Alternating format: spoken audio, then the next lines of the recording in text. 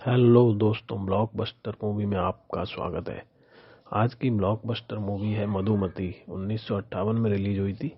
निर्देशक और निर्माता थे विमल राय, लेखक थे ऋत्विक घटक। राजेंद्र सिंह बेदी ने डायलॉग लिखे थे। कहानी ऋत्विक घटक की थी। अभिनेता दिलीप कुमार थे।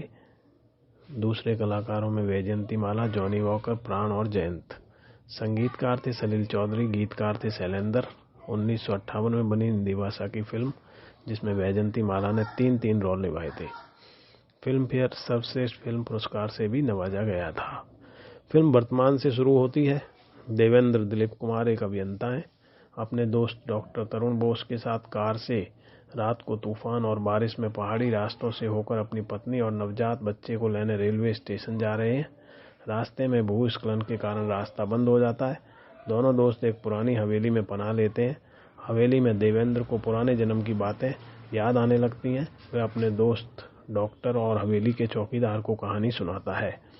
पिछले जन्म में आनंद दिलीप कुमार श्यामनगर टिम्बर एस्टेट में नया मैनेजर बनकर आता है।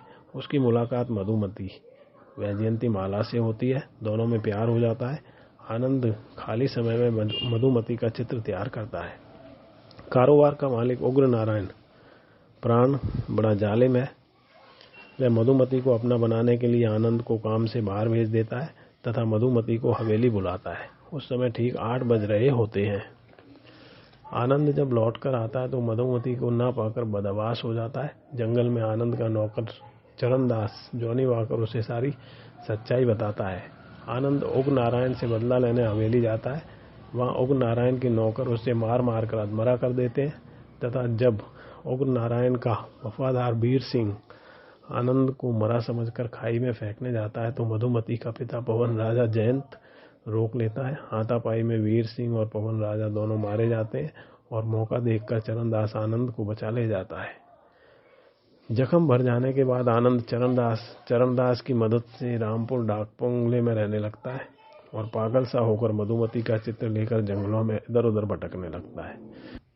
वहीं पर उसकी मुलाकात शहर से आई एक लड़की माधवी वैजयंती माला से होती है, जिसको वह गलती से मधुमती समझ लेता है। वह माधवी के पीछे पीछे मधुमती का नाम पुकारता हुआ भागता है तो माधवी के साथी उसकी पिटाई करते हैं, लेकिन माधवी को वहां आनंद द्वारा बनाया हुआ मधुमती का चित्र मिल जाता है। वह समझ जाती है कि आनंद सच कह रहा है। एक समारोह में आनंद माधवी को स्थानीय लिबास में नाचते हुए देखता है। उसके मन में एक विचार आता है। वह राजा उग्र नारायण की हवेली में जाता है और उससे कहता है कि उसे वापस घर जाने के लिए पैसों की ज़रूरत है, लेकिन वह भीख नहीं लेगा बल्कि उग्र नारायण का चित्र बनाएगा। राजा उग्र नारायण राजी हो जाता है और आनंद को अगले दिन शाम को आने के लिए कहता है। वह माधवी के पास जाकर उससे कहता है कि वह अगले दिन ठीक रात को 8 बजे राजा उग्र नारायण की हवेली में वही भेष बनाकर आए जिस भेष में आखिरी बार मधुमती राजा उग्र नारायण की हवेली में गई थी। माधवी राजी हो जाती है। आनंद पुलिस को अपनी तरकीब बताता है और पुलिस भी उसका साथ देने को तैयार हो जाती है। अगली शाम को आनंद राजा उग्र नारायण की हवेली में पहुंच जाता है। पुलिस छुप कर बाहर रहती है। भयंकर तूफान और बारिश की रात होती है। रात ठीक 8 बजे मधुमती बनी माधवी राजा उग्र नारायण की हवेली में प्रवेश करती है। राजा उग्र नारायण डर के मारे सारा राज उगल देता है कि कैसे मधुमती की मौत हुई तथा उग्र नारायण ने लाश को कहाँ ठिकाने लगाया है। तभी बाहर से पुलिस आकर राजा उग्र नारायण को पकड़ लेती है। उसी समय आनंद का माथा ठनकता है कि माधवी को कैसे पता कि मधुमती की लाश कहाँ ठिकाने लगाई गई है, और बाहर से माधवी ये कहते हुए अंदर दाखिल होती है कि कार खराब हो जाने के कारण वह समय पर नहीं पहुंच सकी। आनंद समझ जाता है कि उसकी मदद मधुमती की रूह ने की है और अब वही रूह उसको उसी जगह से पुकारती है जहां से मधुमती अपनी मौत के लिए गिरी थी। आनंद भी उसके पीछे पीछे जाकर मौत की आगोश में समा जाता है। फिल्म फिर वर्तमान में आ जाती है और देवेंद्र को कहानी सुनाते हुए सुबह हो जाती है। देवेंद्र कहता है कि इस जन्म में भी उसकी पत्नी वही है, नाम है राधा।